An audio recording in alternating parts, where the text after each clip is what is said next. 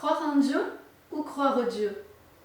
Savez-vous, mes amis, qu'il n'est pas suffisant de croire en Dieu? Il nous est dit en Jacques 2,19 que les démons eux aussi croient en Dieu. Mais si nous croyons Dieu, alors cela fait toute la différence dans notre vie. Car si nous croyons Dieu, premièrement, nous obéissons à ses commandements. Et deuxièmement, nous devenons au bénéfice de ses promesses. Prenons la parole pour y lire tout d'abord ce que l'Éternel nous demande. Rendons-nous dans le livre des Actes des Apôtres, au chapitre 3, pour y lire le verset 19. Ici, c'est l'apôtre Pierre qui s'adresse à la foule suite à une guérison miraculeuse au nom de Jésus. Lisons ce qu'il leur dit et ce qu'il nous dit à nous aujourd'hui.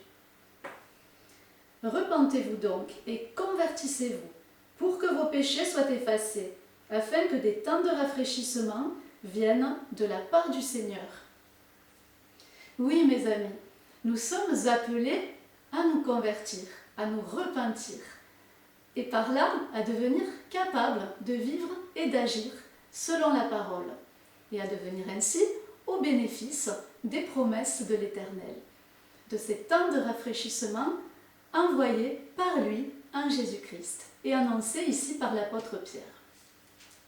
Nous allons voir quels peuvent être ces temps de rafraîchissement. Tout d'abord, rendons-nous dans le livre de l'Exode, au chapitre 15 et au verset 26, pour y lire une promesse pour notre santé. Ici, c'est l'Éternel qui s'adresse à son peuple et donc à chacun de nous, aujourd'hui, qui lui appartenons. Lisons. « Si tu écoutes attentivement la voix de l'Éternel ton Dieu, si tu fais ce qui est droit à ses yeux, si tu prêtes l'oreille à ses commandements, et si tu observes toutes ses lois, je ne te frapperai d'aucune des maladies dont j'ai frappé les Égyptiens, car je suis l'Éternel qui te guérit. » Oui, mes amis, dans l'obéissance à l'Éternel, il y a une bénédiction pour notre santé. Bien sûr, cela ne veut pas dire qu'une obéissance parfaite nous assure l'immortalité, soyons bien clairs. Lisons maintenant, dans le livre des Proverbes, une promesse pour la vie de nos enfants.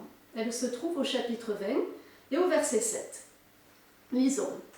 « Le juste marche dans son intégrité, heureux ses enfants après lui. » Oui, mes amis, il y a dans l'obéissance à l'Éternel une promesse, une bénédiction pour la vie de nos enfants.